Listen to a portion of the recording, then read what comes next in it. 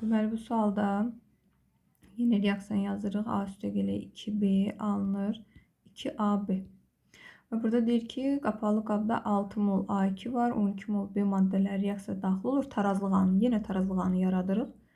A minus X, yenə sərfiyyatı bilmirəm. Üzərinə gəlirəm 12 minus, hər bir maddə öz əmsalı qədər sərf olunur 2X. Və üzərinə gəlirik alınanı, bərabər eləyirik 14 mola. Buradan X-i tapırıq ki, X eləyir 4.